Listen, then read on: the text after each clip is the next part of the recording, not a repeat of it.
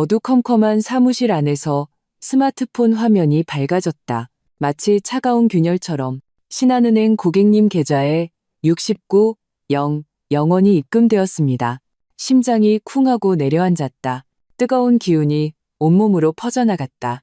반년간의 피땀, 수많은 밤을 지새우게 했던 커피와 컵라면, 그 모든 것이 마침내 이 묵직한 숫자로 응축되었다. 마치 새돈에서 나는 매혹적인 잉크 냄새가 코끝을 스치는 듯했다.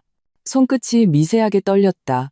나는 망설임 없이 박준호의 카카오톡 프로필을 눌렀다. 내가 직접 골라준 골든 리트리버를 안고 햇살처럼 환하게 웃고 있는 그의 프로필 사진이었다. 하지만 대화창이 채뜨기도 전에 화면 상단에 새로운 카톡 알림 하나가 얼음을 깨부수는 비수처럼 소리 없이 파고들었다. 발신인은 박준호였다. 돈, 어머니께 보내드렸어. 몸이 안 좋으셔서 급하게 필요하시대. 나는 그대로 굳어버렸. 뇌가 순간적으로 진공 상태가 된 것 같았다. 뒤이어 그의 말에 냉혹한 낙인을 찍듯 계좌 이체 캡처 화면 하나가 툭 튀어나왔다. 받는 분, 최순자, 금액 69,000 영원, 시간 5분 전, 5분. 내가 아직 수학의 기쁨에 흠뻑 젖어 있을 때, 이 돈의 온기조차 채 느끼지 못했을 때, 내 남편은 이미 능숙한 소매치기처럼 내 세상에서 그 돈을 깔끔하게 훔쳐 달아난 뒤였다. 내게는 단 한마디의 상의조차 없이 피가 순식간에 굳는 듯했다. 한기가 발바닥에서부터 정수리까지 치솟았다. 사무실 에어컨의 윙윙거리는 소음이 마치 수만 마리의 파리떼가 귓가에서 맴돌며 나의 어리석음을 비웃는 소리처럼 들렸다. 기쁨, 방금 전 그 초라했던 기쁨은 이제 거대한 농담이 되어버렸다. 내 뺨을 후려치는 날카로운 손찌검이 되었다. 나는 그 캡처 화면을 뚫어져라 쳐다봤다. 최순자라는 세 글자는 벌겋게 달아오른 강철침 세 개처럼 눈을 찔러왔다. 나는 답장하지 않았다. 물음표 하나라도 보내는 순간 그가 입에 달고 사는 그 뻔한 레퍼토리가 홍수처럼 밀려올 것을 알았기 때문이다. 서연아, 우리 엄마 혼자서 우리 형제 키우시느라 얼마나 고생하셨는지 알잖아. 네가 제일 착하니까 이해해 줄 거지? 그렇지? 우린 부부잖아. 내 것이 내 것이고 내 것이 내 것이지. 그렇게 칼같이 나누지 말자. 지난 3년간 귀에 못이 박이도록 들었던 말들. 매번 꿀을 바른 유리 조각을 삼키는 기분이었다. 달콤한 거짓말 아래에는 내 신뢰를 베어버린 피투성이의 현실이 있었다.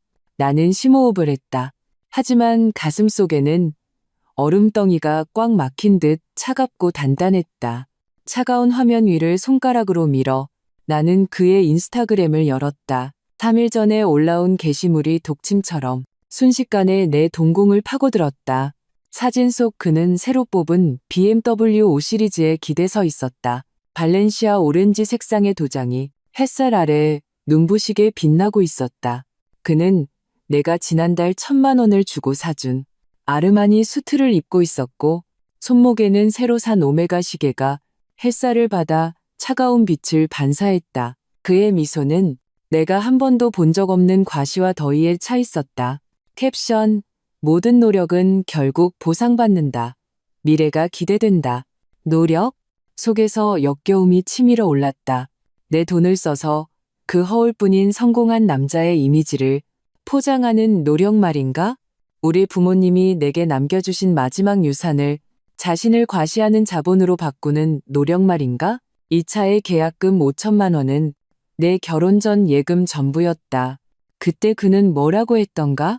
서연아, 남자가 사회생활 하다 보면 좋은 차 없으면 무시당해 담배 한 대 건네는 것도 기가 죽는다고. 다 우리 가정을 위해서야. 우리 가정을 위해서. 참으로 가소로운 말이었다. 나는 사진 아래에 달린 그의 무리들이 남긴 획일적인 찬사들을 보았다. 준호 형, 대박, 클래스 질이네요. 하우. 2차 풀옵션이면 1억 넘지 않아요? 완전 영앤리치. 역시 멋진 남자한텐 멋진 차가 어울리죠. 인생의 승리자. 박준호는 의기양양하게 답글을 달았다. 어디? 그냥 작은 목표였을 뿐이야. 나는 너무 세게 주먹을 쥔 나머지 손가락 마디가 하얗게 질렸다. 다행이었다. 차를 살 때 마지막으로 정신을 차렸던 것이 이 차는 김서연 내 이름으로 되어 있었다.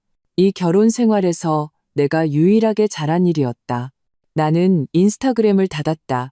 손가락이 화면 위로 차가운 궤적을 그리며 움직였다. SK엔카 앱을 켰다. 내 차 팔기 항목에 그 발렌시아 오렌지 색상의 BMW가 조용히 누워 있었다. 시장 평가액 900만 원. 나는 무표정하게 가격란에 500만 원이라고 입력했다. 상세 설명란에는 가장 눈에 띄는 붉은색 글씨로 몇 줄을 적었다. 차주 금매, 개인 1인 신조, 완전 무사고, 차량 상태 최상, 개인 사정으로 급전 필요, 가격 협의 가능, 오늘 안에 반드시 인수 가능하신 분만 연락 요망. 게시물 등록 완료 알림이 뜨자마자 내 휴대폰은 미친 듯이 울리기 시작했다. 윙윙거리는 진동 소리가 마치 사무실 책상 위에 커피잔을 쓰러뜨릴 것만 같았다. 중고차 딜러, 개인 구매자 등 수많은 전화가 쉴 새 없이 밀려들었다. 여보세요? 김서연 씨 되시죠? BMW 5 시리즈 보고 나는 말을 잘랐다. 차는 강남 파이낸스 센터 지하 2층 비사 구역에 있습니다. 언제든 보실 수 있어요. 정비사 데리고 오시고 돈도 준비해 오세요. 제일 빠른 분께 팝니다. 가격 조금 더 절충은 안 될까요? 안 됩니다. 단 1원도 깎을 수 없어요. 내 목소리는 쇳덩이처럼 차가웠다. 협상의 여지는 조금도 없었다. 수십 통의 전화를 끊고 난 후 가장 시원시원해 보이는 서울 지역 구매자의 전화를 받았다. 김서연 씨, 제가 지금 바로 정비사 데리고 가겠습니다. 차 상태 문제 없으면 1시간 안에 돈이랑 계약서 들고 찾아뵙죠. 좋습니다. 전화를 끊고 나는 자리에서 일어났다. 사무실의 거대한 통유리창 앞으로 걸어갔다. 창밖으로는 석양이 빌딩 숲 사이로 천천히 잠기고 있었다. 도시는 거짓된 황금빛으로 물들고 있었다. 문득 친구 민지가 어제 무심코 던졌던 말이 떠올랐다. 서연아, 나 어제 갤러리아 백화점에서 너희 남편 봤어. 누구랑 있었게? 그 어머니랑 그 백수 남동생이랑.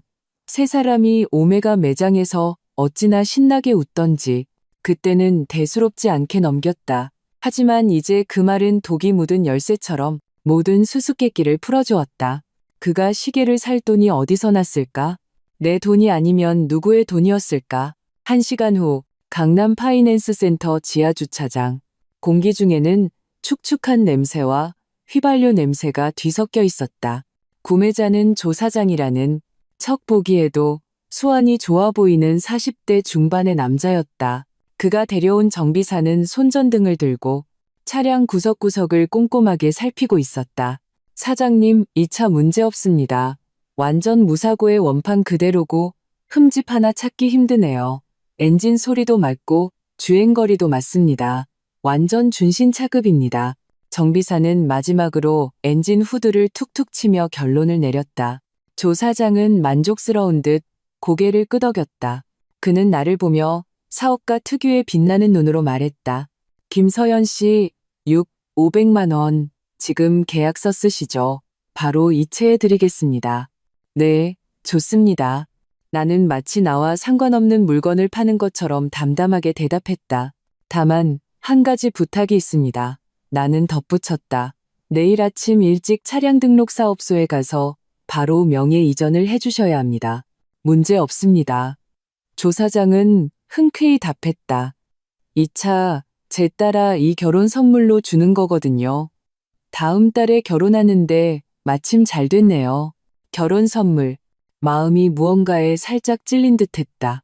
나 역시 이 차가 우리 행복의 시작이라고 믿었던 때가 있었다. 하지만 결국 이 결혼의 순장품이 될 줄은 몰랐다. 다음 날 아침 9시 차량 등록 사업소. 새로운 자동차 등록증이 조 사장의 손에 쥐어졌을 때 그의 얼굴에는 환한 미소가 번졌다. 그리고 내 휴대폰에도 동시에 문자가 도착했다. 고객님 7788 계좌에 65, 0, 0원이 입금되었습니다. 나는 차량 등록 사업소의 차가운 의자에 앉아 무표정하게 모바일 뱅킹 앱을 켰다. 엄마의 계좌를 찾아 금액란에 69, 0, 0원을 입력했다.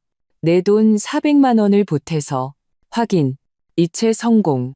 나는 이체 완료 화면을 캡처해서 저장했다. 이 모든 것을 마치고 나니 가슴을 짓누르던 숨막히게 하던 거대한 돌덩이가 아주 조금은 움직이는 것 같았다. 나는 엄마에게 카톡을 보냈다. 엄마, 900만 원 보냈어. 아빠랑 아끼지 말고 맛있는 거 사드시고 쓰고 싶은댔어. 엄마는 거의 1초 만에 답장을 보냈다. 소스라치게 놀라는 이모티콘과 함께 딸아, 이게 무슨 돈이야? 너 준호랑 무슨 일 있니? 아니야 엄마, 그냥 회사에서 프로젝트 보너스 나온 거야. 내가 알아서 잘할게. 휴대폰을 내려놓고 의자의 등을 기댄 채 눈을 감았다. 바로 그때 급하고 날카로운 박준호 전용 벨소리가 마치 저승사자의 부름처럼 미친 듯이 울려 퍼졌다. 박준호였다.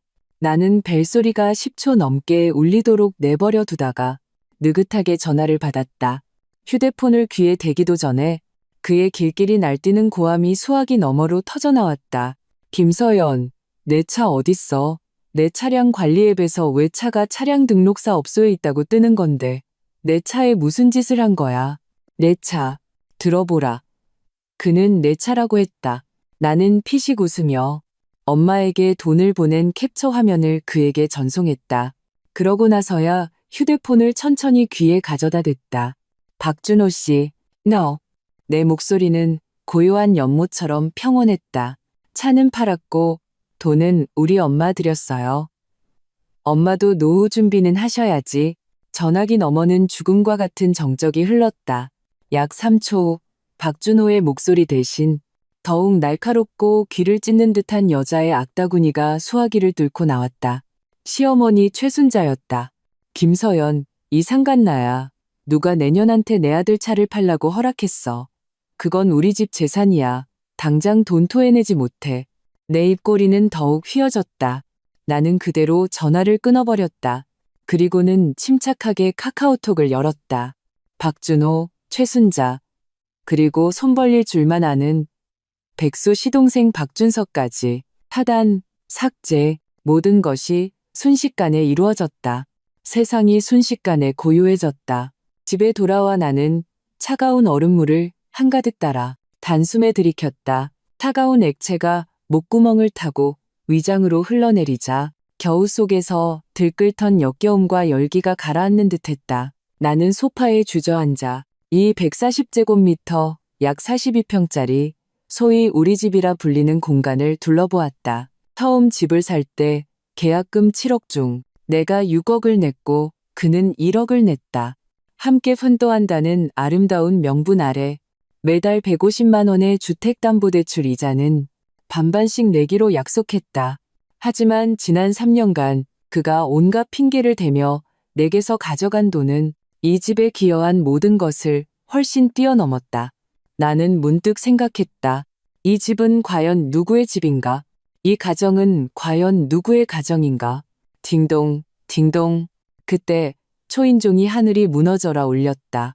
마치 문짝을 부술듯이 거칠고 급했다. 나는 문가로 다가가 현관문 렌즈로 밖을 내다보았다. 박준호와 최순자가 좌우에 버티고 서서 마치 두 문지기처럼 우리 집 문을 막고 있었다. 박준호의 얼굴은 흑빛이었고 관자놀이에는 핏대가 서 있었다. 최순자는 두 손을 허리에 얹고 입을 쉴 새 없이 놀리고 있었다. 두꺼운 방화문 너머로도 그녀의 입에서 어떤 악독한 욕설이 뿜어져 나오는지 상상할 수 있었다. 몇몇 이웃이 이미 문을 열고 이쪽을 엿보고 있었다. 좋아. 관객은 준비되었군. 나는 바로 문을 열지 않고 휴대폰을 꺼내 현관문 렌즈에 대고 녹화 버튼을 눌렀다. 밖에서 최순자는 내가 문을 열지 않자 미친 듯이 문을 두드리기 시작했다. 그 소리는 마치 아파트 전체를 뒤흔들 것 같았다. 김서연, 이 재수 없는 년, 당장 기어나와. 내 아들 차를 훔쳐 팔아? 내년 양심은 개나 줘버렸냐. 우리 박씨 집안이 8대에 걸쳐 재수가 없어서 너 같은 년을 며느리로 들였구나. 그녀의 목소리는 날카롭고 귀에 거슬려 복도에 메아리 쳤다. 박준호는 옆에서 늘 하던 연기를 시작했다. 서연아, 문 좀 열어봐. 할 얘기가 있으면 우리 좋게 말로 하자. 우린 부부잖아. 이웃들 보기 창피하게 왜 이래. 하. 나는 현관문 렌즈 속 그의 위선적인 얼굴을 차갑게 바라보며 조용히 녹화한 첫 번째 영상을 엄마에게 전송했다. 그리고 메시지를 덧붙였다. 엄마, 걱정 마. 집에서 연극 구경 중이야. 최순자의 연기는 금세 절정으로 치달았다. 그녀는 문을 두드려도 소용이 없자 아예 바닥에 주저앉아 자기 허벅지를 치며 통곡하기 시작했다. 아이고, 세상에 이런 법이 어디 있나. 하늘도 무심하시지. 내가 금이야 오기야 키운 아들. 차 한 대 사줬더니 저 악독한 며느리가 홀랑 팔아먹었네. 아이고, 나 못 살아. 이놈의 세상 더러워서 못 살겠네. 그녀는 울부짖으면서도 곁눈질로 주변 이웃들의 반응을 살폈다. 이미 마음 약한 이웃 몇몇은 동정의 눈빛을 보내고 있었다. 박준호는 즉시 기회를 포착하고 몸을 숙여 효자 노릇을 하며 그녀를 부축했다. 어머니 이러지 마세요. 바닥 차가운데 일어나세요. 이러다 몸 상하시면 어떡해요. 모자는 완벽한 호흡으로 열연을 펼쳤다. 나는 휴대폰 시계를 보며 분위기가 무르익었다고 판단했다. 나는 심호흡을 하고 표정을 가다듬은 뒤 딸깍 소리를 내며 조용히 문을 열었다. 복도 전체가 순간적으로 조용해졌다. 모든 사람의 시선이 스포트라이트처럼 일제히 내게 쏟아졌다. 최순자의 울음소리도 마치 목이 졸린 오리처럼 뚝 그쳤다. 나는 그녀도 박준호도 쳐다보지 않았다. 내 시선은 구경하던 이웃들을 부드럽게 훑었다. 얼굴에는 심지어 미안함이 섞인 직업적인 미소까지 띄고 있었다. 꺼웨 아저씨, 아주머니 형님 누님들 정말 죄송합니다. 이른 아침부터 소란을 피워 쉬시는데 방해가 되었네요. 내 목소리는 크지 않았지만 그 자리에 있는 모든 사람이 또렷이 들을 수 있을 만큼 분명했다. 사실 별일은 아닙니다. 나는 잠시 말을 멈춰 모든 사람의 호기심을 최고조로 끌어올린 뒤 천천히 입을 열었다. 그저 제 남편이 어제 제 통장에 막 입금된 프로젝트 보너스 900만 원을 단 1원도 남김없이 전부 자기 어머니, 그러니까 제 시어머니께 보내드렸을 뿐이에요. 이 말이 나오자 이웃들의 표정이 다채롭게 변하기 시작했다. 나는 계속 미소를 지으며 마치 아주 평범한 집안일을 이야기하듯 말했다. 저는 그때 생각했죠. 아, 집에 정말 하늘이 무너질 만큼 큰일이 생겼구나. 그렇지 않고서야 저한테 말 한마디 할 시간도 없이 그렇게 급하게 보냈을 리가 없지 하고요. 저도 어쩔 수 없었어요. 당장 집에 쌀이 떨어지게 생겼는데 그래서 집에 있는 유일하게 값나가는 물건 제 명의로 된 그 차라도 팔아서 생활비에 보태야겠다고 생각했어요.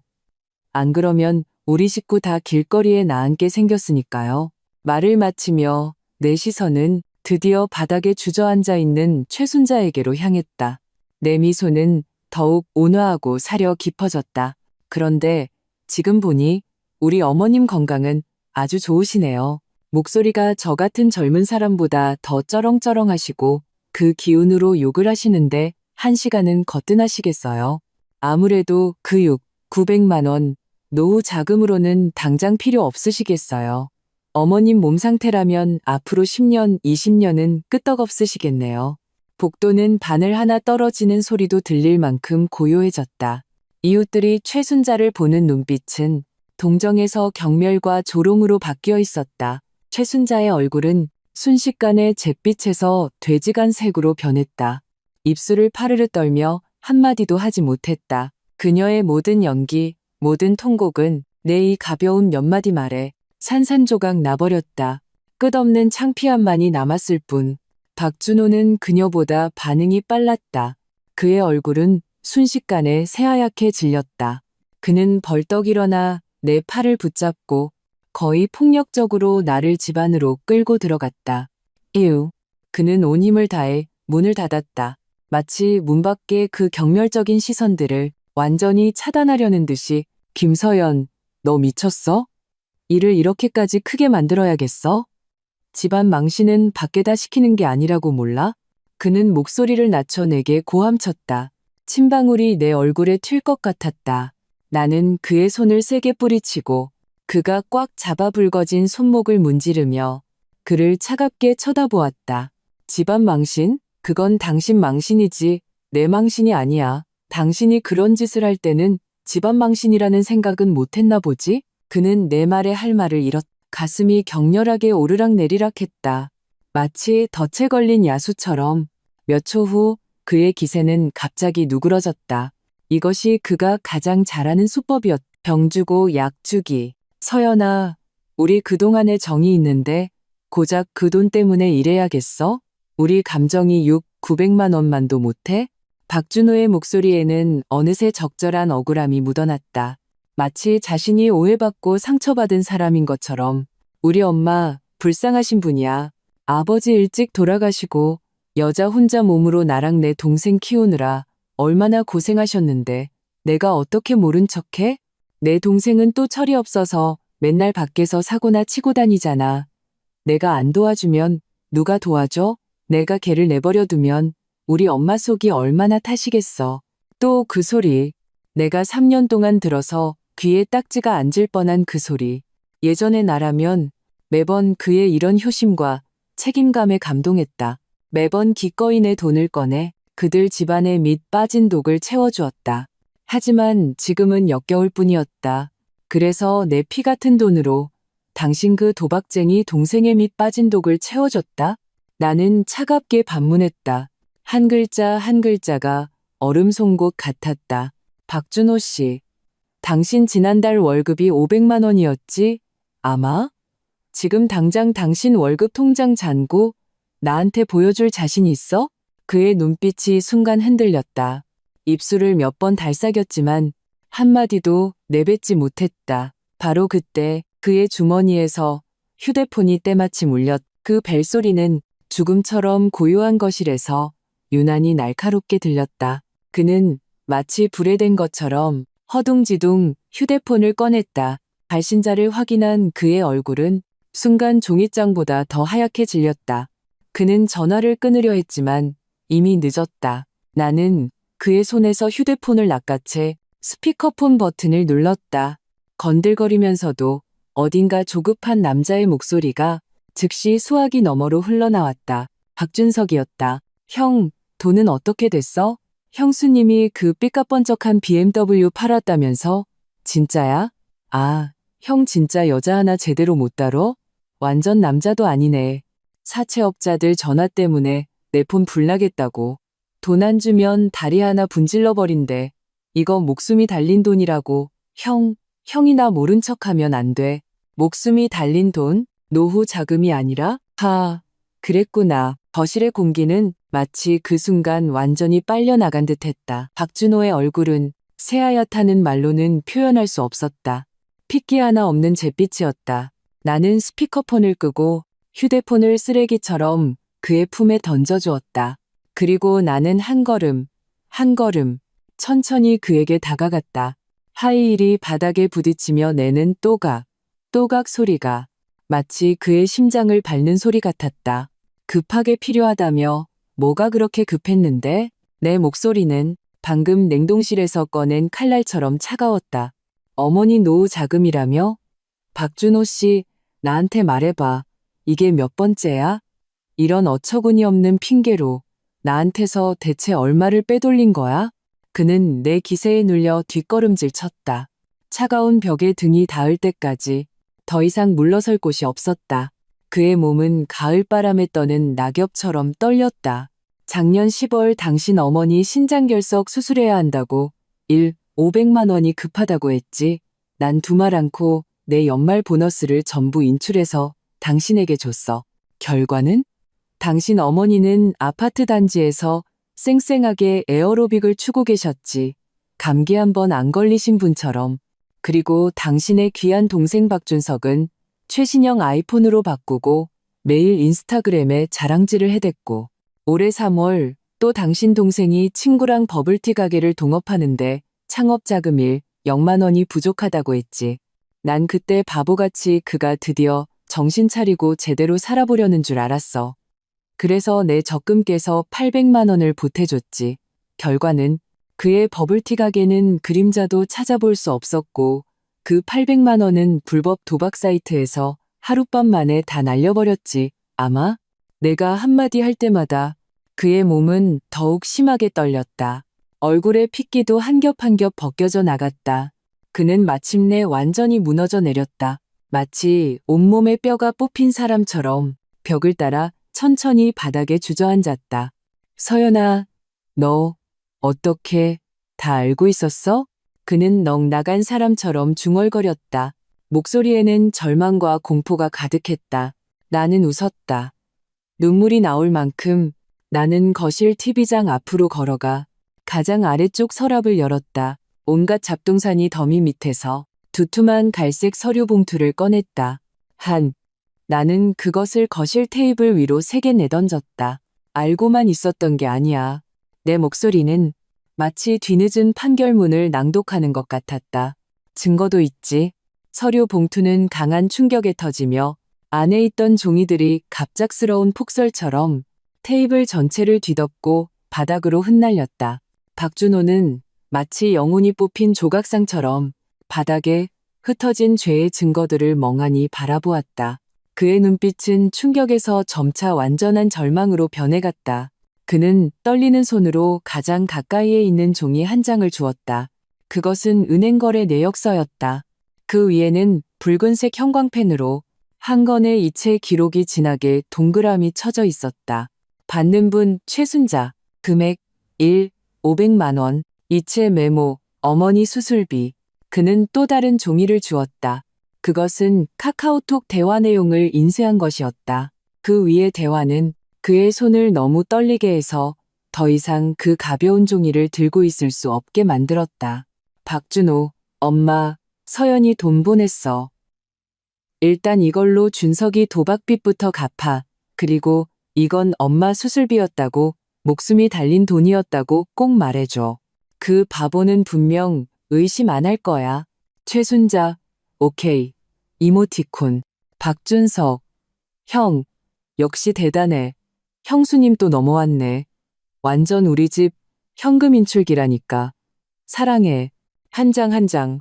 내가 사설 탐정을 고용해 찍은 박준석이 내 버블티 가게 창업 자금을 들고 불법 도박장으로 들어가는 사진. 탐정이 조사한 그가 여러 대부업체에서 빌린 대출 기록들. 그 위에 이자는 눈이 튀어나올 만큼 높았다. 심지어 녹음 파일에 문자 변환본도 있었다.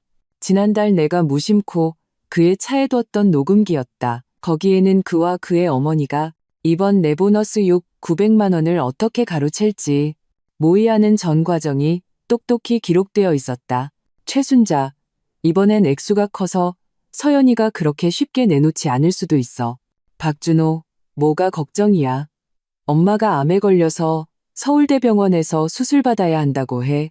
설마 안 주겠어? 걔 체면 엄청 차리잖아. 불효자 소리 듣는 거 싫어한다고. 엄마가 그냥 처절하게 울기만 하면 돼. 모든 증거는 벌겋게 달군 인두처럼 그의 얼굴에 낙인을 찍었. 그는 한 장 한 장 넘겨보며 잿빛이었던 얼굴이 돼지간색으로 다시 잿빛으로 변했다. 그는 마침내 고개를 들었다. 마치 낯선 사람, 아니 악마를 보는 듯한 눈빛으로 나를 뚫어져라 쳐다봤다. 너 언제부터 날 조사한 거야? 언제부터? 나는 그의 말을 나지막이 되뇌었다. 눈빛에 잠시 흐릿한 기운이 스쳤다. 마치 나를 완전히 절망하게 했던 비 내리던 그 오후로 돌아간 것 같았다. 아마 당신이 처음 나를 속였을 때부터겠지. 당신 어머니가 담석증에 걸려서 수술비 800만 원이 급하다고 했잖아. 난 그때 믿었어. 한치의 의심도 없이. 심지어 일부러 휴가까지 내고 어머니가 제일 좋아하시는 전복죽까지 끓여서 병문안을 가려고 했지. 결과는? 난 병원 앞에서 똑똑히 봤어. 당신이 그 800만 원이 든 현금 봉투를 박준석에게 건네는 걸. 그는 그 돈을 들고 길 건너편 PC방으로 달려들어갔지. 그의 얼굴에 번지던 그 흥분되고 만족스러운 미소, 난 아직도 생생하게 기억해. 그날부터 난 알았어. 당신은 효자가 아니야. 어리석은 효자, 방종을 일삼는 공범일 뿐이지. 그리고 나는 당신들 가족이 마음대로 착취하고 마음대로 요구할 수 있는 가장 큰 바보였던 거야. 내 모든 말은 못이 되어 그의 존엄성에 깊이 밝혔. 그는 털썩 소파에 완전히 주저앉았다. 마치 일으켜 세울 수 없는 진흙더미처럼 손에 들고 있던 종이들이 다시 바닥으로 흩어졌다. 바로 그때 문 밖에서 다시 최순자의 짜증 섞인 문 두드리는 소리가 들렸다. 박준호, 그년이랑 뭘 그렇게 꾸물거려. 빨리 돈이나 받아내. 네 동생 목숨이 달려있다는데. 문 밖에 그 한마디는 도화선이 되어 이미 팽팽하게 당겨져 있던 박준호의 신경을 순간적으로 폭발시켰다. 그는 벌떡 고개를 들고 온 힘을 다해 문 쪽을 향해 광기 어린 포효를 내질렀. 그만 좀 해. 꺼지라고. 문 밖은 순간 조용해졌다. 최순자는 아마 아들의 갑작스러운 분노에 놀라 쥐죽은 듯 조용해진 것 같았다. 방 안은 다시 숨막히는 정적이 흘렀다. 박준호는 충혈된 눈으로 나를 뚫어져라 쳐다보았다. 얼굴에는 우는 것보다 더 보기 흉한 표정을 지으며 새로운 그리고 마지막 연기를 시작했다. 서연아, 미안해. 내가 잘못했어. 정말 잘못했어. 그는 눈물 콧물을 흘리며 궁지에 몰린 아이처럼 울부짖었다. 그때는 내가 정말 귀신에 씌었나 봐. 나도 어쩔 수 없었어. 한쪽은 날 낳아주신 엄마고 한쪽은 사고친 동생인데 내가 어떻게 해? 어쩔 수 없었던 게 아니야. 나는 그의 서툰 연기를 차갑게 잘랐다. 눈빛에는 한치의 동요도 없었다. 당신은 비겁했던 거야. 당신은 도박에 빠진 동생을 마주할 용기가 없었고 어머니의 끝없는 압박과 착취에 저항할 용기는 더더욱 없었지. 그래서 당신은 나를 희생시킨 거야. 당신들 눈에는 내가 가장 만만하고 가장 다루기 쉬웠으니까. 안 그래? 그는 멍하니 굳었다. 눈물이 속눈썹에 매달려 있었다. 마치 내 한마디가 그의 내면 가장 어둡고 추악한 구석을 꿰뚫어 본 것 같았다. 몇 초 후 그는 더 심하게 울었다. 그는 앞으로 반드시 박준석과 의절하겠다고 다시는 어머니 말을 듣지 않겠다고 맹세했다. 그동안의 정을 봐서 마지막으로 한 번만 더 기회를 달라고 애원했다. 하지만 내 마음은 이미 급이 내리던 오후에 완전히 죽어버렸다. 마치 멈춰버린 고장난 시계처럼 다시는 누구를 위해 어떤 일을 위해 이스의 파동도 일으키지 않을 것이다. 나는 내가 한때 깊이 사랑했던 이 남자를 내 앞에서 눈물을 흘리며 참회하고 용서를 구하는 그의 모습을 조용히 지켜보았다. 마음속에는 통쾌함도 연민도 없었다. 그저 끝없는 황량함만이 펼쳐져 있었다. 나는 천천히 테이블로 다가가 허리를 굽혀 흩어진 죄의 증거들을 한 장 한 장 주워 모았다. 손가락이 미세하게 떨렸다. 긴장해서도 두려워서도 아니었다. 분노 때문이었다. 너무나 오랫동안 억눌러왔던 하늘을 찌를 듯한 분노.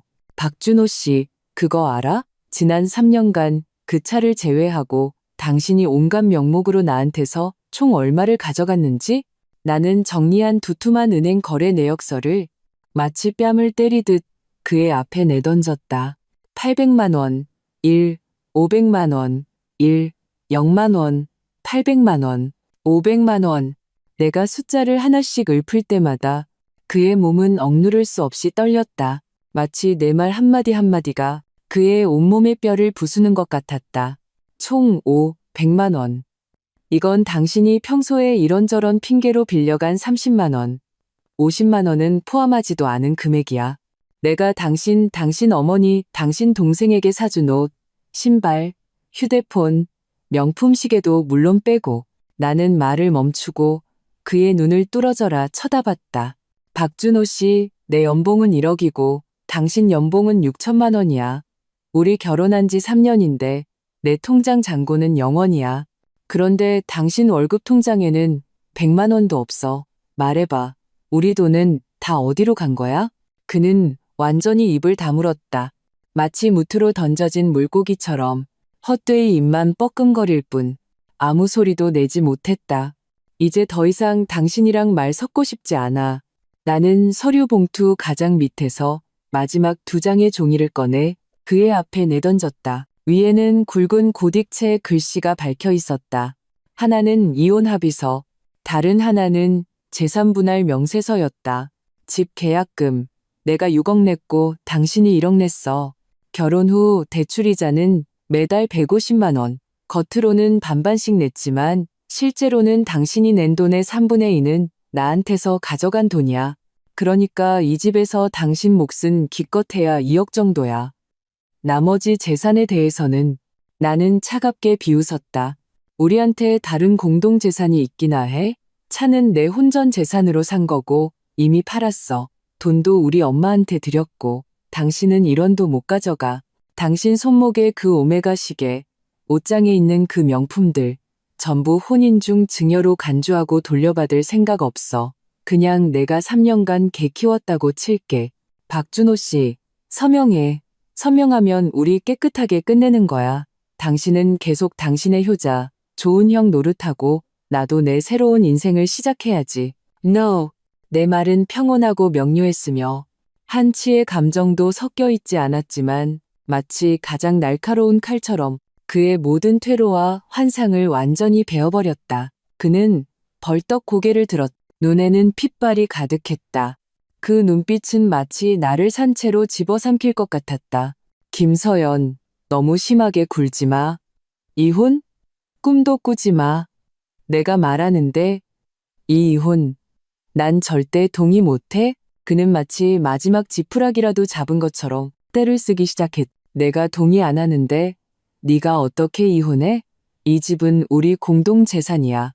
날 빈털터리로 내쫓겠다고? 꿈깨?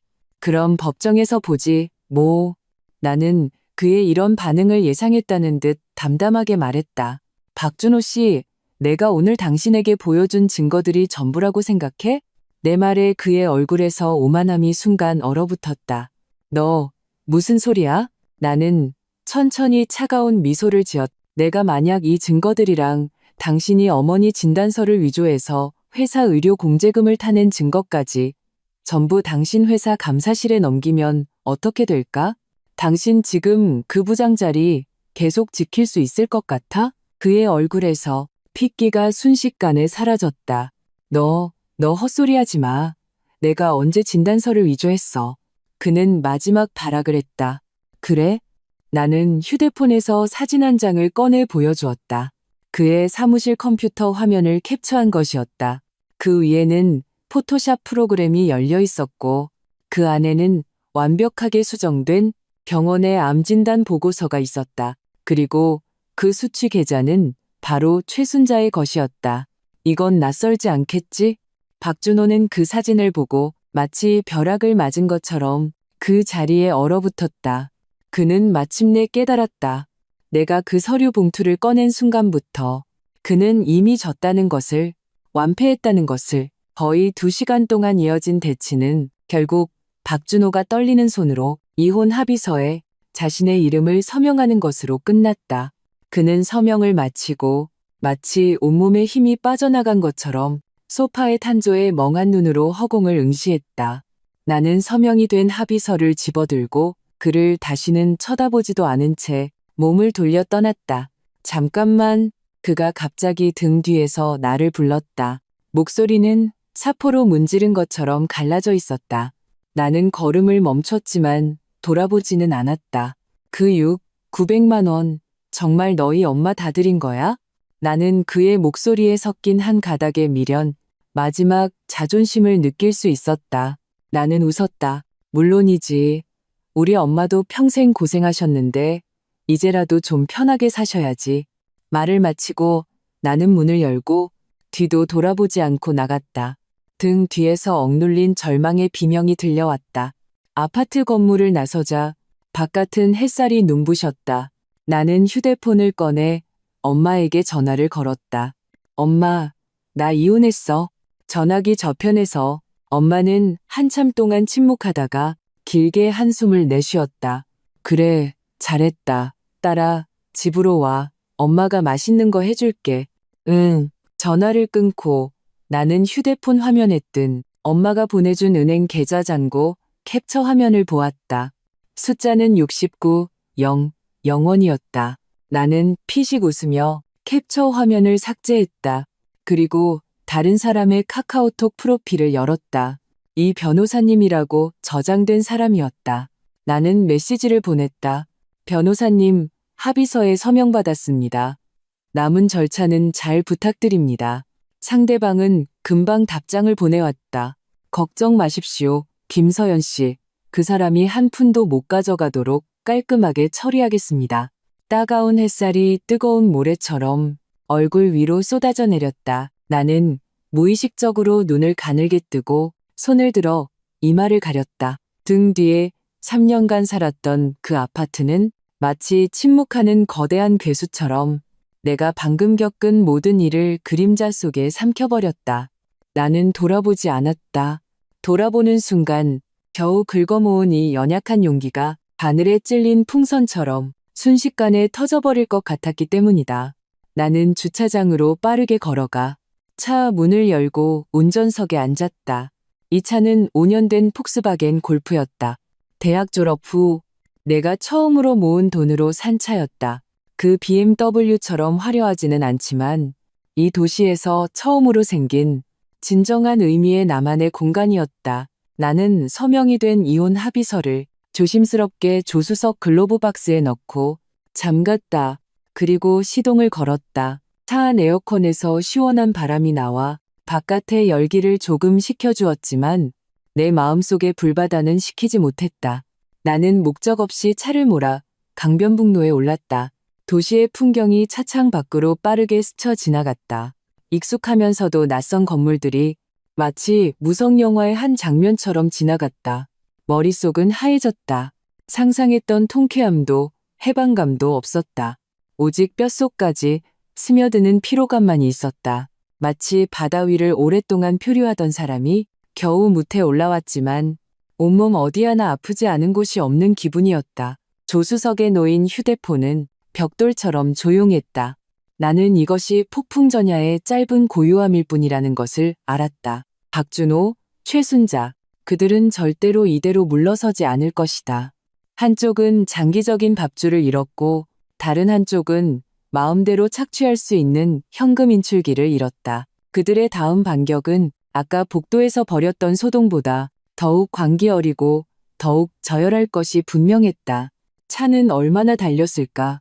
정신을 차렸을 때 나는 무의식적으로 부모님 집 아파트 단지 아래에 차를 세운 것을 발견했다. 익숙하고 조금은 낡은 그 아파트 건물 3층 베란다에서 아빠가 키우시는 싱싱하게 자란 화초들을 보았다. 내 눈가가 예고 없이 뜨거워졌다. 마음속 깊이 꾹꾹 눌러왔던 그 억울함이 마치 둑이 터진 홍수처럼 순간적으로 내 모든 위장을 무너뜨렸다. 나는 운전대에 얼굴을 파묻고 소리내어 울었다. 지난 3년간의 억울함, 3년간의 인내, 3년간의 자기의심과 갈등, 그 모든 것이 이 순간 뜨거운 눈물이 되어 걷잡을 수 없이 흘러나왔다. 마치 밖에서 세상 가장 큰 서름을 겪은 아이가 드디어 모든 방어막을 내려놓을 수 있는 안식처로 돌아온 것 같았다. 얼마나 울었을까? 목이 다 쉴 때까지 울고 나서야 나는 천천히 몸을 일으켰다. 나는 백미러를 통해 눈이 퉁퉁 붓고 머리는 헝클어지고 얼굴 가득 눈물 자국이 남은 내 모습을 보았다. 문득 너무나 낯설게 느껴졌다. 이게 나라고? 대학 시절 자신의 능력으로 이 도시에서 성공하겠다고 자신만만했던 김서연이 어쩌다 이런 꼴로 살게 된 걸까? 나는 심호흡을 하고 가방에서 물티슈를 꺼내 얼굴을 아무렇게나 닦았다. 그리고 립스틱을 다시 발라 최소한 그렇게까지 초라해 보이지 않게 했다. 그리고 휴대폰을 들고 이 변호사에게 전화를 걸었다. 여보세요? 변호사님, 저 김서연입니다. 합의서에 서명받았어요. 잠시 후에 가져다 드리겠습니다. 네, 후속 법적 절차를 최대한 빨리 진행해 주세요. 알겠습니다. 제 신변 안전과 모든 증거를 잘 보호하겠습니다. 감사합니다. 전화를 끊고 나니 마음이 조금 더 든든해졌다. 나는 혼자 싸우는 게 아니었다. 나를 지지해주는 부모님이 있고 전문적인 변호사도 있다. 이번에는 다시는 약해지지도 물러서지도 않을 것이다. 나는 가방을 들고 차에서 내려 3층 초인종을 눌렀다. 문이 금방 열렸다. 문을 연 것은 엄마였다. 엄마는 나를 보고 처음에는 놀라더니 이내 잔주름이 잡힌 눈가에 안타까움이 가득 찼다. 이 녀석 올 거면 미리 말이라도 하지. 엄마는 그렇게 말하며 내 손에서 가방을 받아들고 신발장에서 내 전용인 분홍색 토끼 슬리퍼를 꺼내주었다. 얼른 들어와. 아빠가 네가 제일 좋아하는 샤인머스켓 사오셨어. 아빠도 부엌에서 머리를 내밀었. 손에는 아직 주걱을 들고 있었다. 서연이 왔구나. 마침 잘 됐다. 아빠가 네가 제일 좋아하는 소갈비찜 해줄게. 그 두 분의 조심스러우면서도 걱정스러운 눈빛을 보니 내 마음이 마치 따뜻한 손길에 부드럽게 어루만져지는 것 같았다. 이곳이 바로 집이었다. 나의 영원한 피난처이자 안식처. 아빠, 엄마. 나는 신발을 갈아 신고 그들 앞으로 다가가 우는 것보다 더 보기 힘든 미소를 지어 보였다. 나 이혼했어요. 거실은 긴 침묵에 잠겼다. 오직 부엌에서 끓고 있는 갈비찜만이 보글보글 소리를 내고 있었다. 아빠는 앞치마를 벗고 내 맞은편 소파에 앉았다. 표정은 무거웠다. 엄마는 눈가가 붉어진 채 내 옆에 앉아 내 차가운 손을 꼭 잡았다. 그래, 잘했다. 결국 아빠가 먼저 입을 열었다. 그의 목소리에는 마치 무거운 짐을 내려놓은 듯한 한숨이 섞여 있었다. 사실 나랑 내 엄마는 진작부터 그 박준호라는 녀석 괜찮은 놈이 아니라고 생각했어. 엄마도 고개를 끄덕이며 따랐다. 눈물이 뚝뚝 떨어졌다. 처음부터 우린 반대했어. 그 사람 너무 능글맞고 눈빛이 흐려서 딱 봐도 진득하게 가정 꾸릴 사람이 아니라고 생각했지. 근데 너는 그때 꼭 뭐에 홀린 것처럼 그 사람 아니면 안 된다고 고집을 부렸잖아. 우리가 말리면 우리가 그 사람 무시한다고 속물이라고 화까지 냈지. 지난 3년 동안 그 엄마랑 동생이 잊을만 하면 찾아와서 애둘러 돈이며 물건을 요구했어. 우리가 너 시집살이 힘들까봐 매번 참고 다 줬지. 우리는 그냥 그 사람이 너한테만 잘해주면 너희둘만 잘 살면 우리가 좀 서운해도 괜찮다고 생각했어. 그런데 그놈이 어떻게. 엄마는 말을 잇지 못하고 흐느꼈다. 나는 엄마의 손을 마주잡고 등을 가볍게 토닥였다. 엄마, 죄송해요. 제가 잘못했어요. 제가 그때 눈이 멀어서 엄마 아빠까지 이렇게 고생하게 만들었어요. 죄송해요. 내 목소리는 잠겨 있었고 짙은 콧소리가 섞여 있었다. 바보 같은 소리, 부모한테 죄송한 게 어디 있어. 아빠는 티슈 몇 장을 뽑아 엄마에게 그리고 내게 한 장 건넸다. 아빠의 눈가도 조금 붉어져 있었다. 가장 상처받은 건 너잖아. 그는 잠시 말을 멈췄다가 마치 큰 결심을 한 듯 눈빛이 우비젠딩해졌다. 서연아, 걱정 마. 오늘부터 여기서 지내. 하늘이 무너져도 아빠 엄마가 버텨줄게. 그 박씨 집안 인간들이 또 와서 널 괴롭히면 내가 그놈들 다리몽둥이를 부러뜨려 놓을 테니까. No. 아빠는 평생 남과 얼굴 붉힌 적 없는 정년퇴직한 교사였다. 하지만 지금 이 몇 마디 거친 말은 단호하고 힘이 있었다. 나는 아빠가 진심으로 나를 걱정하고 진심으로 분노하고 있다는 것을 알았다. 내 마음속에 그 얼음덩이가 마침내 완전히 녹아내려 따뜻한 기류가 되어 온몸으로 퍼져나갔다. 그날 점심, 엄마는 내가 좋아하는 음식으로 한 상 가득 차려주셨다. 소갈비찜, 닭강정, 탕수육, 새우버터구이. 엄마는 쉴 새 없이 내 밥그릇에 반찬을 올려주셨다. 마치 지난 3년간 내가 겪은 모든 서름을 음식으로 채워주려는 듯이 나는 익숙한 집밥 맛을 느끼며 눈물은 또다시 속절없이 밥그릇으로 뚝뚝 떨어졌다. 오후에는 정신없이 낮잠을 잤다. 아마 3년 만에 가장 편안하고 깊게 잔잠이었을 것이다. 악몽도 다툼도 박준호의 그 우리 엄마 불쌍해라는 도덕적 압박도 없었다. 깨어났을 때는 이미 저녁이었다. 석양의 마지막 빛이 창문을 통해 들어와 방 안 모든 것을 따뜻한 주황빛으로 물들였다. 나는 휴대폰을 들어 화면을 켰다. 수십 통의 부재중 전화와 읽지 않은 카톡 메시지가 쌓여 있었다. 박준호, 최순자, 박준석에게서 온 것들이었다. 나는 보지 않아도 그들이 보낸 내용을 짐작할 수 있었다. 욕설, 협박, 그리고 위선적인 용서 구걸. 나는 무표정하게 그들의 전화번호를 다시 차단 목록으로 옮겼다. 그리고 이 변호사의 카톡을 열었다. 김서연 씨, 이혼 합의서와 모든 증거 자료는 잘 받았습니다. 이미 김서연 씨를 대리하여 법원에 소송을 제기했습니다. 절차에 따라 상대방은 곧 법원의 소환장을 받게 될 겁니다. 또한 제공해주신 증거를 바탕으로 변호사 명의의 내용 증명을 작성하여 박준호 씨의 직장과 그의 어머니 최순자 씨의 주소지로 각각 발송했습니다. 귀하에 대한 어떠한 괴롭힘도 중단할 것을 경고했으며 그렇지 않을 경우 신변 보호 명령 신청을 포함한 추가적인 법적 조치를 취할 것임을 명시했습니다. 이 변호사가 보낸 메시지를 보고 내 마음속에 매달려 있던 돌덩이가 절반은 더 내려앉았다. 전문적인 일은 전문가에게 맡기면 된다. 내가 지금 해야 할 일은 힘을 비축하고 앞으로 닥칠 쉽지 않을 전쟁을 준비하는 것이었다. 역시나 평온한 날은 이틀도 채가지 않았다. 셋째 날 오전 내가 집에서 엄마를 도와 나무를 다듬고 있을 때 초인종이 갑자기 급하게 울렸다. 나와 엄마는 서로를 쳐다보았다. 서로의 눈에서 경계심을 읽을 수 있었다. 아빠가 다가가 현관문 렌즈로 밖을 내다보았다. 얼굴이 순간 굳어졌다. 최순자야. 그는 목소리를 낮춰 말했다. 엄마는 즉시 긴장했다. 무의식적으로 나를 등 뒤로 끌어당겼다. 그 늙은 여우가 여기까지 찾아왔네. 서연아, 넌 나가지 마. 엄마가 상대할게. Now. 나는 엄마를 붙잡고 고개를 저었다. 엄마, 걱정 마. 오는 손님 막을 순 없지. 무슨 수작을 부리는지 한번 보자고. 나는 문가로 다가가 심호흡을 하고 문을 열었다.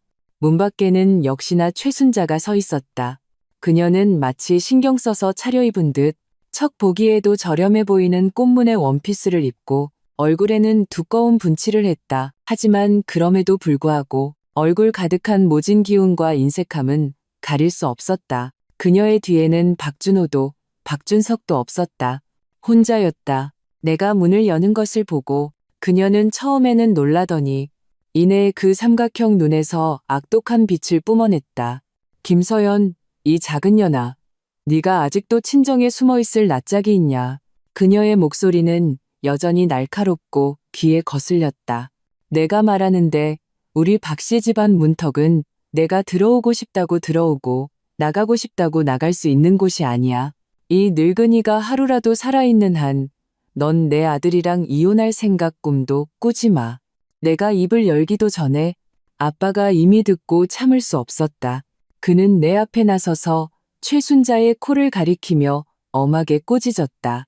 최순자 씨, 여긴 우리 집입니다. 당신이 와서 행패 부릴 곳이 아니라고요. 내 딸은 이미 당신 그 귀한 아들이랑 이혼하기로 결정했습니다. 눈치가 있으면 당장 돌아가시오. 최순자는 평소 온화하던 아빠가 이렇게 강경하게 나올 줄은 몰랐던 것 같다. 그녀는 몇 초간 멍하니 있다가 이내 자신의 전매 특허를 사용했다. 엉덩방아를 찌으며 우리 집 현관 매트 위에 주저앉았다. 아이고, 세상에. 시댁 식구가 사람을 치네.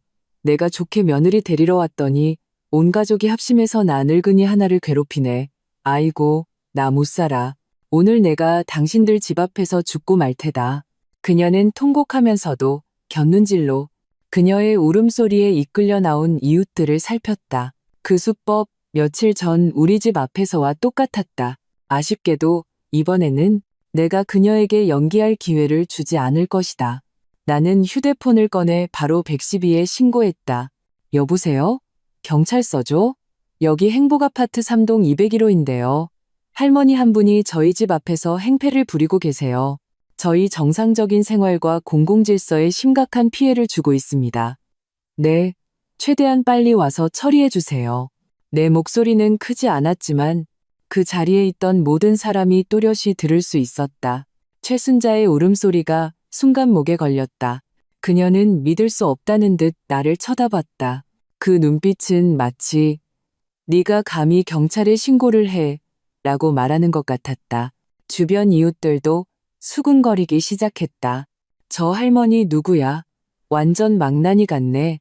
듣자 하니 301호 따님 시어머니라는데 이혼 문제로 싸우러 왔나 봐. 이혼 싸움을 친정까지 와서 해. 정말 상식 바뀌네. And 여론은 이미 완전히 우리 쪽으로 기울었다. 최순자의 얼굴이 붉어졌다, 하얘졌다 했다. 아마 평생 이렇게 창피했던 적은 없었을 것이다. 그녀는 벌떡 일어나 내 코를 가리키며 다시 욕을 하려 했지만 바로 그때 아파트 아래에서 선명한 경찰차 사이렌 소리가 점점 가까워졌다. 최순자의 얼굴색이 완전히 변했다. 그녀가 아무리 막무가내여도 뼛속까지는 경찰을 두려워했다. 너희들 두고 봐. 그녀는 허세를 부리며 한마디를 내뱉고는 잿빛이 되어 마치 상갓집 개처럼 도망쳤다. 경찰이 올라왔을 때는 그녀는 이미 흔적도 없이 사라진 뒤였다. 나와 부모님은 함께 파출소에 가서 조서를 작성했다. 나는 이전에 우리 집 앞에서 녹화했던 최순자의 행패 영상을 오늘의 일과 함께 증거로 제출했다. 경찰관은 최순자가 다시 유사한 괴롭힘을 할 경우 법에 따라 구류에 처할 수 있다고 분명히 밝혔다. 파출소에서 나오자 부모님의 얼굴은 여전히 좋지 않았다. 그 늙은 마녀, 정말 사람을 너무 얕봐. 엄마는 분을 사귀지 못해 몸을 떨었다. 나는 엄마의 팔을 부축하며 위로했다. 엄마, 화내지 마세요. 그런 사람 때문에 화내는 거 손해예요. 이제 다시는 쉽게 찾아오지 못할 거예요. 나는 이것이 1라운드에 불과하다는 것을 알았다. 최순자가 당했으니 이제 박준호가 나설 차례였다. 아니나 다를까. 다음 날 나는 모르는 번호로 걸려온 전화를 받았다. 잠시 망설이다가 받았다. 전화기 저편에서 박준호의 익숙하면서도 역겨운 목소리가 들려왔다. 그의 목소리는 유난히 초췌하고 지쳐 있었다. 서연아, 우리 한번 만날 수 있을까? 전화로 말하고 싶지 않아서 우리 예전에 자주 가던 그 카페에서. 제발 마지막으로 한 번만. 그의 목소리에는 애원이 섞여 있었다. 나는 잠시 침묵했다. 결국 승낙했다. 마음이 약해져서가 아니었다. 어떤 말은 반드시 얼굴을 보고 해야 하고 어떤 계산은 반드시 얼굴을 보고 해야 한다는 것을 알았기 때문이다. 나와 박준호는 도심의 한 카페에서 만나기로 했다. 그가 예전에 내게 청혼했던 바로 그곳이었다. 내가 도착했을 때 그는 이미 와 있었다. 창가, 우리가 예전에 가장 좋아했던 그 자리에 앉아 있었다. 불과 며칠 못 본 사이에 그는 마치 전기가 다 빨려 나간 사람처럼 홀쭉해져 있었다. 눈가는 퀭했고 턱에는 푸르스름한 수염 자국이 가득했다. 한때 빳빳했던 셔츠도 구깃구깃해져 있었다. 나를 보자 그는 벌떡 일어났다. 눈빛에는 복잡한 감정이 뒤섞여 있었다. 후회, 미련, 그리고 내가 읽을 수 없는 원망. 나는 그의 맞은편에 앉았다. 아무것도 주문하지 않았다. 할 말해요. 무슨 일이죠? 내 목소리는 얼음장 같았다. 그는 입을 열었지만 하고 싶은 말이 많은 듯 했으나 결국 가방에서 서류 한 뭉치를 꺼내 내 앞으로 밀었다. 법원의 소환장과 내 소장 부본이었다. 서연아, 너 정말 이렇게까지 해야겠어? 그의 목소리가 조금 떨렸다. 나랑 이혼하는 것도 모자라서 날 빈털터리로 내쫓겠다고? 우리 부부 3년의 정은 어디다 버린 거야? 또 시작이다. 또 그 도덕적 압박. 나는 그를 보며 문득 웃음이 나왔다. 박준호 씨, 이 마당에 아직도 정을 얘기해? 당신이 나를 몇 번이고 바보 취급하면서 내가 힘들게 번 돈으로 당신 그 도박쟁이 동생 빚 갚아줄 때 그때는 우리 정 생각 안 했어? 당신이 당신 어머니랑 합심해서 나를 계산하고 나를 당신들 집 현금 인출기로 취급할 때 그때는 우리 정 생각 안 했냐고. 당신이 내 돈으로 고급차 사고 명품 시계 사서 밖에서 부자인 척하면서 다른 사람들 부러움받으며 즐길 때 그때는 또 우리 정생각 안 했어? 내 한마디 한마디는 날카로운 손찌검이 되어 그의 뺨을 후려쳤다. 그의 얼굴은 점점 하얘졌고 입술을 파르르 떨며 한마디도 반박하지 못했다. 그리고 나는 잠시 말을 멈추고 몸을 앞으로 살짝 기울여 목소리를 낮췄다. 한 글자 한 글자 힘주어 말했다. 당신, 내가 당신을 고소한 이유가 단지 성격 차이 때문이라고 생각해? 내 말에 그의 동공이 급격히 수축했다. 무슨 소리야? 나는 대답하지 않고 가방에서 다른 서류 한 뭉치를 꺼내 테이블 위에 가볍게 올려놓았다. 그것은 내가 이 변호사에게 부탁해 새로 작성한 추가 소장이었다. 그 위에는 그가 혼인기간 동안 내게 행한 경제적 사기와 재산 은닉뿐만 아니라 더 중요한 그를 사회적으로 매장시킬 수 있는 두 가지 죄명이 나열되어 있었다. 첫째, 그가 진단서를 위조하여 회사 의료공제금을 편취한 사기 행위. 둘째, 내가 사설 탐정을 통해 알아낸 그가 직위를 이용하여 협력업체로부터 리베이트를 수수한 업무상 횡령 행위. 이 두 가지 중 어느 하나라도 그가 지금의 직장을 잃고 심지어 징역형에 처해질 수 있는 중범죄였다. 박준호는 그 추가 소장을 보고 마치 가장 끔찍한 것을 본 것처럼 손을 채처럼 떨었다. 그 얇은 종이 몇 장조차 제대로 들지 못했다. 아, 아니야. 이건 사실이 아니야. 김서연, 너, 이건 무고야.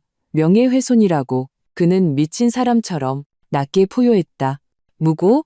나는 차갑게 비웃었다. 박준호 씨, 당신 마음속으로는 누구보다 잘 알 텐데 여기에 적힌 게 사실인지 거짓인지 당신이 한 짓들이 다 완벽하다고 생각했어? 리베이트 받은 그 차명 계좌 당신 먼 친척 이름으로 만들었다고 내가 못 찾아낼 줄 알았어? 당신이 그 협력업체 대표랑 룸살롱에서 여자 끼고 술 마시면서 돈 나누는 동영상 내가 못 구할 줄 알았냐고. 내가 한마디 할 때마다 그의 얼굴은 더욱 하얘졌다. 마지막에는 마치 피가 다 빠져나간 사람처럼 의자에 힘없이 주저앉았다. 눈빛에는 끝없는 공포와 절망만이 남아있었다. 너, 뭘 원해? 그는 마침내 저항을 포기하고 쉰 목소리로 물었다. 간단해. 나는 그 추가 소장을 다시 가방에 넣었다. 선택지를 두 개 줄게. 첫째, 우리 협의 이혼해. 집은 내 거고 당신은 빈손으로 나가. 앞으로 우리 서로 모르는 사람처럼 살아. 당신이랑 당신 그 가족들 다시는 내 세상에 나타나지 마. 그러면 이 서류 내가 장담하는데 다른 사람은 절대 못 볼 거야. 둘째, 우리 법정에서 봐. 그때 무슨 일이 일어날지는 내가 굳이 말 안 해도 알겠지? 카페 안은 배경음악으로 흐르는 제목 모를 슬픈 피아노 곡소리만 남았다. 박준호는 나를 뚫어져라 쳐다봤다. 그 눈빛은 마치 내 몸에 구멍을 낼 것 같았다. 나는 그의 눈에서 갈등, 미련, 그리고 하늘을 찌를 듯한 증오를 볼 수 있었다. 하지만 결국 그 모든 감정은 완전한 무력한 굴복으로 변했다. 한참 후 그는 마치 온 힘을 다해 이 사이로 세 글자를 쥐어짰다. 첫 번째로 할게. 나는 그의 선택을 예상했다. 그처럼 이기적이고 자신의 체면을 극도로 아끼는 사람은 절대 자신의 미래와 자유를 걸고 그깟 자존심 싸움을 할 리가 없었다. 좋아. 나는 일어서서 그를 내려다보았다. 내일 아침 9시 구청 앞에서 봐. 명심해. 잔머리 굴릴 생각 마. 그 대가는 당신이 감당 못할 테니까. 말을 마치고 나는 몸을 돌려 떠났다. 한치의 미련도 없이 등 뒤에서 컵이 깨지는 날카로운 소리와 함께 박준호의 억눌린 짐승 같은 울부짖음이 들려왔다. 나는 돌아보지 않았. 나는 이 전쟁에서 이겼다는 것을 알았다. 깔끔하게. 다음 날 구청. 박준호는 제 시간에 도착했다. 그는 어제보다 더욱 초췌해 보였고 눈에는 핏발이 가득했다. 마치 밤을 꼬박 새운 사람 같았다. 우리 두 사람은 과정 내내 한마디도 나누지 않았다. 마치 가장 잘 아는 낯선 사람처럼 이혼 신고 과정은 내 예상보다 훨씬 빨리 끝났다. 직원이 그 붉은색 이혼 증명서를 내 손에 쥐어주었을 때 나는 그 작은 책자가 천근만근처럼 무겁게 느껴졌다. 그것은 나의 과거를 끝내고 나의 미래를 여는 것이었다. 구청 문을 나서자 밖은 햇살이 찬란했. 박준호가 갑자기 나를 불렀. 김서연. 나는 걸음을 멈추고 그를 돌아보았다. 집은 너한테 줄 수 있어. 하지만 우리 엄마랑 동생이 아직 거기 살고 있어. 며칠만 시간을 좀 줄 수 없을까? 집 구할 시간이라도. 그의 목소리에는 거의 비굴에 가까운 애원이 섞여 있었다. 나는 그를 보며 문득 이 남자가 참으로 가련하고 우습다고 생각했다. 이 지경에 이르러서도 그의 마음속에는 자신의 잘못이 아니라 어떻게 하면 그 두 흡혈귀 같은 가족의 이익을 챙겨줄까 하는 생각뿐이었다. 3일. 나는 차갑게 두 글자를 내뱉었다. 3일 안에 그 사람들 물건 전부 챙겨서 내 집에서 당장 나가라고 해. 3일 후에도 그들이 거기 있으면 난 바로 변호사 통해서 법원에 강제 집행 신청할 거야.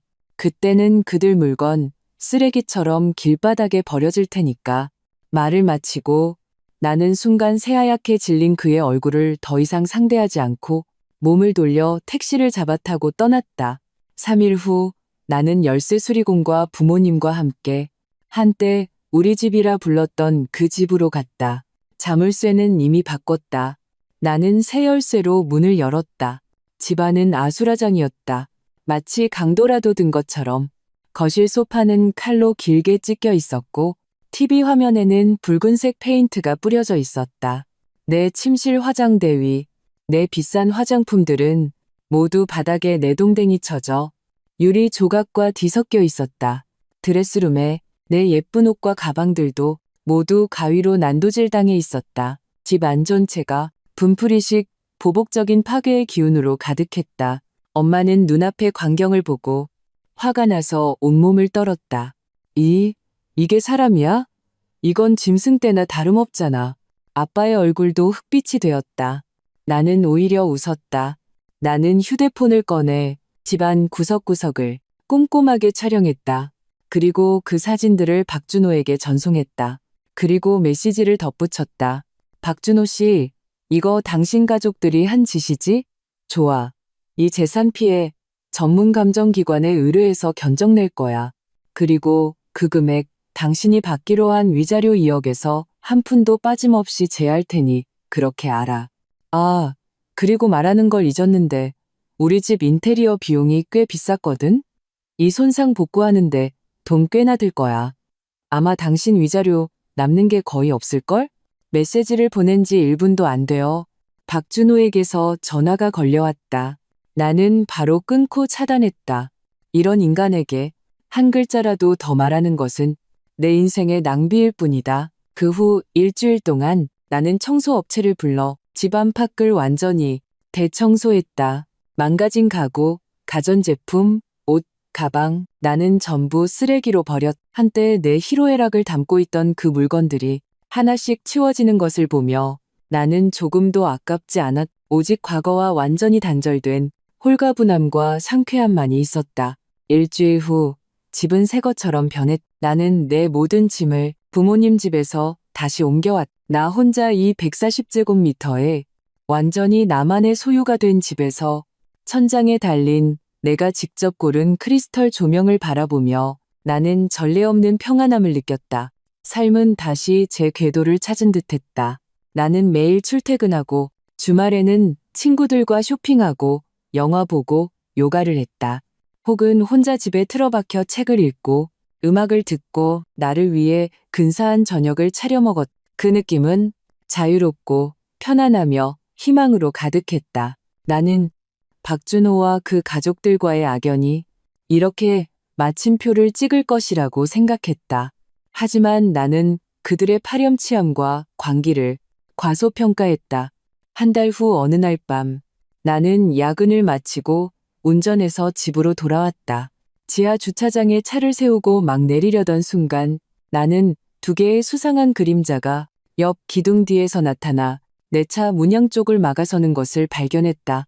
나는 가슴이 철렁 내려앉아 무의식적으로 차량 중앙 잠금 버튼을 눌렀다. 지하 주차장의 어두운 조명 아래 나는 그 두 사람의 얼굴을 확인했다. 한 명은 박준석이었고 다른 한 명은 우락부락한 얼굴에 목에 굵은 금목걸이를 건 민머리 장정이었다. 그들이 뭘 하려는 걸까? 박준석이 내 운전석 창문으로 다가와 유리를 세게 두드렸다. 김서연, 너 내려. 그의 얼굴에는 궁지에 몰린 광기가 서려 있었다. 나는 그를 무시하고 침착하게 휴대폰을 꺼내 신고할 준비를 했다. 그 민머리 장정은 내 의도를 알아차린 듯 품에서 번쩍이는 칼을 꺼냈다. 착 소리와 함께 칼날이 튀어나와 어두운 조명 아래 섬뜩한 빛을 뿜었다. 그는 칼끝으로 내 휴대폰을 가리키고 다시 나를 가리키며 목을 긋는 신용을 했다. 그 눈빛은 흉악하고 잔인했다. 내 심장이 순식간에 목구멍까지 차올랐다. 나는 이들이 막 나가는 인간들이라는 것을 알았다. 만약 내가 정말로 신고하면 그들은 이판사판으로 덤벼들 가능성이 높았다. 형수님, 아니지. 전 형수님. 박준석은 내가 겁먹은 것을 보고 얼굴에 더이한 미소를 지었다. 지금 돈 많은 거 알아요? 우리 형이 그러던데 그 BMW 팔고 형한테서 돈도 엄청 뜯어냈다면서요? 저만이 안 바랄게요. 5억만 줘요. 5억만 주면 다시는 형수님 앞에 안 나타날게요. 안 그러면 그는 곁에 있는 민머리 장정을 쳐다보며 음흉하게 웃었다. 우리 형님 손에 자비가 없으시거든요. No. 돈을 뜯으러 온 것이었군. 나는 도박과 방탕으로 부어오르고 창백해진 박준석의 얼굴을 보며 마음속에는 끝없는 혐오감만이 남았다.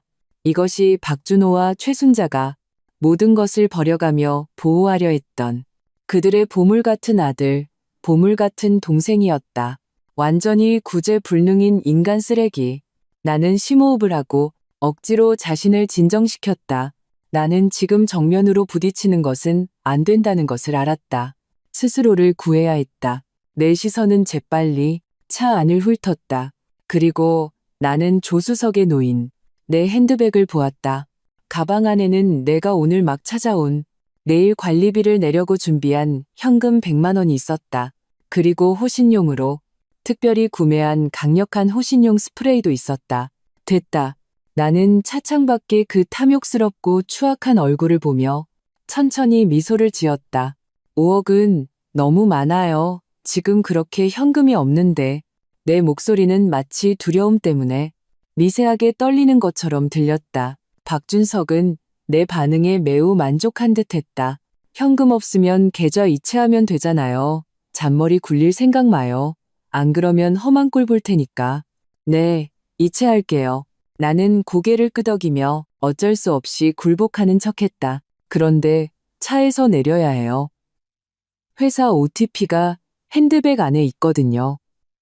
큰 금액 이체하려면 그게 필요해서. 나는 그렇게 말하며 조수석의 가방을 가리켰다. 박준석과 그 민머리 장정은 서로를 쳐다보았다. 마치 내 말이 사실인지 아닌지 판단하는 것 같았다. 잔머리 굴릴 생각 마라. 민머리 장정이 험악하게 말했지만 그래도 뒤로 한 걸음 물러서서 내가 문을 열 공간을 만들어 주었다. 나는 천천히 안전벨트를 풀고 중앙 잠금을 해제했다. 그리고 차문을 열고 내렸다. 내 왼손은 조수석으로 뻗어 그 핸드백을 집었다. 그리고 내 오른손은 조용히 차문 안쪽에 있는 작고 눈에 띄지 않는 호신용 스프레이를 쥐었다. 가방 가져왔어요. No. 나는 몸을 돌려 그들을 향해 손에 든 가방을 흔들었다. 박준석과 민머리 장정의 주의가 그 가방에 쏠린 바로 그 순간 나는 움직였다. 나는 온 힘을 다해 오른손에 쥔 그 호신용 스프레이를 그들의 얼굴을 향해 세게 눌렀다. 치익! 노란색의 코를 찌르는 매운 연기가 순간적으로 뿜어져 나왔다. 아, 내 눈!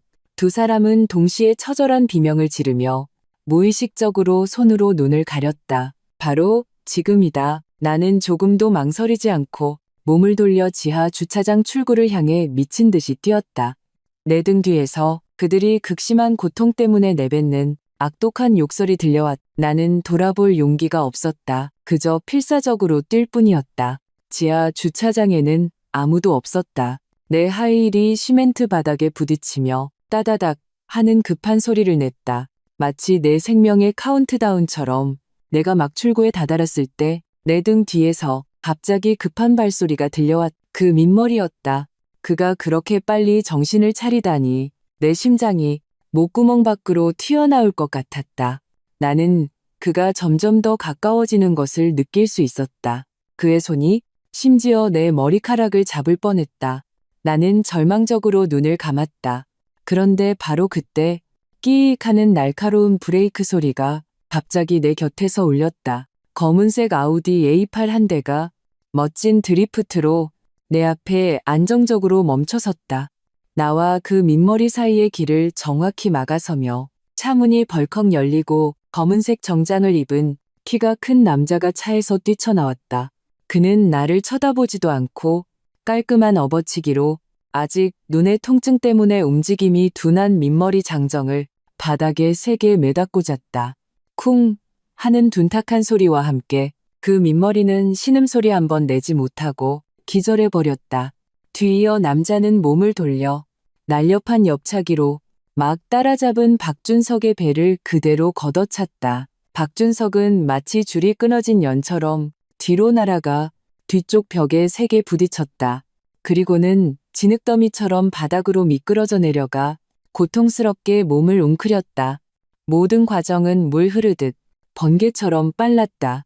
전후 10초도 채 걸리지 않았다. 나는 눈앞에 펼쳐진 마치 영화에서나 나올 법한 장면에 넋을 잃고 머릿속이 하얘졌다. 그 남자가 몸을 돌려 내 앞으로 걸어올 때까지 김서연 씨, 괜찮으십니까? 그의 목소리는 낮고 자신감 있으며 사람을 안심시키는 안정감이 있었다. 나는 그제야 그의 얼굴을 제대로 보았다. 이목구비가 뚜렷하고 눈매는 깊었으며 콧날은 오똑했다. 매우 잘생긴 남자였다. 그리고 어딘가 낯이 익었다. 당신은? 나는 멍하니 물었다. 남자는 나를 향해 살짝 미소 지었다. 이 변호사입니다. 김서연 씨의 대리인이죠. No. 이 변호사. 카톡으로 모든 법적 문제를 해결해주던 그의 변호사? 나는 그가 이렇게 젊고 이렇게 싸움을 잘하는 남자일 줄은 꿈에도 몰랐다. 저, 괜찮아요. 나는 정신을 차리고서야 겨우 목소리를 낼 수 있었다. 감사합니다, 변호사님. 어떻게 여기에? 제가 사는 아파트가 이 근처입니다. 이 변호사는 담담하게 설명했다. 방금 차로 지나가다가 도움을 요청하시는 걸 봤습니다. 그랬구나. 이런 우연이? 바로 그때 지하 주차장 입구에서 경찰차 사이렌 소리가 들려왔다. 내가 지하 주차장에서 뛰쳐나올 때 아파트 경비원이 이상을 감지하고 이미 신고했던 것이다. 경찰은 금방 현장을 통제했다. 박준석과 기절했다 깨어난 민머리 장정은 모두 수갑이 채워졌다. 경찰차에 태워질 때 박준석은 여전히 원망스러운 눈빛으로 나를 뚫어져라 쳐다봤다. 김서연, 너 두고 봐. 내가 가만 안 둘 거야. No. 나는 불만과 분노로 일그러진 그의 얼굴을 보며 마음속에는 조금의 두려움도 없었다. 오직 끝없는 슬픔만이 있었다. 박준호를 위해, 그리고 최순자를 위해 그들이 평생을 바쳐 애지중지하고 방임했던 것이 바로 이런 구제불능의 쓰레기, 인간 말종이었다. 그리고 그들 자신도 결국 이미 빠진 독에 완전히 삼켜지게 될 것이다. 이번 사건은 신지 이 악질적인 흉기강도 미수 사건이었기 때문에 박준석과 그 민머리는 모두 형사 구속되었다. 게다가 둘 다 전과가 있어서 그들을 기다리는 것은 긴 징역살이일 것이다. 나는 박씨 집안과의 이 소동이 이렇게 격렬하고 철저한 방식으로 마침표를 찍을 줄은 몰랐다. 파출소에서 조서를 다 쓰고 나오니 이미 깊은 밤이었다. 이 변호사는 계속 내 곁에 있어 주었다. 집까지 모셔다 드리겠습니다. 그는 나를 보며 나지막이 말했다. 네. 나는 거절하지 않았다. 이 변호사의 넓고 편안한 아우디에 앉아 나는 밤새 긴장했던 신경이 드디어 천천히 이완되는 것을 느꼈다. 오늘 정말 감사했습니다. 나는 진심으로 그에게 말했다. 변호사님이 아니었다면 정말 어떻게 됐을지 모르겠어요. 천만에요. 그는 한편으로는 운전에 집중하면서 다른 한편으로는 담담하게 말했다. 의뢰인의 안전을 보호하는 것도 제 직무 중 하나입니다. 나는 그의 선명한 옆모습을 보며 문득 그에 대한 호기심이 생겼다. 변호사님, 저는 변호사들은 다들 점잖고 말로 먹고 사는 직업인 줄 알았어요. 이렇게 싸움을 잘하실 줄은 몰랐네요. 그는 웃는 듯 입꼬리가 살짝 올라갔다. 대학 시절의 교내 격투기 동아리 에이스였습니다. 나중에는 직업 선수보다 변호사가 더 전망이 좋다고 생각했죠. 그랬구나. 차는 금방 우리 아파트 단지 아래에 도착했다. 나는 안전벨트를 풀고 내릴 준비를 했다. 김서연 씨, 그가 갑자기 나를 불렀다. 나는 그를 돌아보았다. 차 안은 빛이 어두워 그의 얼굴 표정을 제대로 볼 수 없었다. 오직 그의 깊은 눈동자만이 어둠 속에서 놀라울 정도로 빛나는 것을 볼 수 있었다. 앞으로 또 무슨 문제가 생기면 언제든지 제게 전화하세요. 제 휴대폰은 27시간 열려 있습니다. 내 심장이 예고 없이 한 박자 건너뛰었다. 24시간, 아니고요. 나는 무의식적으로 정정했다. 그는 고개를 저으며 진지하게 나를 바라보았다. 아닙니다. 27시간입니다. 남는 3시간은 제 개인 시간인데 서연 씨를 위해서는 그 시간도 열어두죠. 그날 밤 나는 잠을 설쳤다. 내 머릿속에는 이 변호사가 한 그 말과 어둠 속에서 놀랍도록 빛나던 그의 눈동자가 계속 맴돌았다. 다음 날 나는 이 변호사에게서 카톡을 받았다. 위에는 박준석과 그 민머리가 정식으로 구속되었다는 통지서 사진이 있었다. 아래에는 한 줄의 메시지가 덧붙여져 있었다. 모든 것이 끝났습니다. 축하합니다. 김서연 씨. 앞으로는 더 이상 누구도 당신의 삶을 방해하지 않을 겁니다. 나는 그 메시지를 보며 눈가가 다시 한번 촉촉해졌다. 그래, 모든 것이 끝났다. 나를 3년간 괴롭혔던 그 악몽들, 나를 고통스럽게 했던 사람들과 일들이 드디어 내 인생에서 완전히 사라졌다. 나는 감사하다는 이모티콘을 보냈다. 잠시 생각하다가 한마디를 덧붙였다. 감사의 의미로 식사 대접을 하고 싶은데 혹시 이 변호사님께서 시간을 내주실 수 있을까요? 메시지를 보내고 내 마음은 왠지 모르게 긴장되었다. 곧 그에게서 답장이 왔다. 단 한 글자였다. 좋죠. 나는 그 글자를 보며 입가에 미소를 더 이상 억누를 수 없었다. 창밖은 햇살이 눈부시고 새들이 지저귀고 꽃향기가 가득했다. 나는 내 인생이 드디어 비가 그치고 맑아졌다는 것을 알았다. 그리고 새롭고 무한한 가능성으로 가득 찬 미래가 저 멀지 않은 곳에서 나를 기다리고 있었다.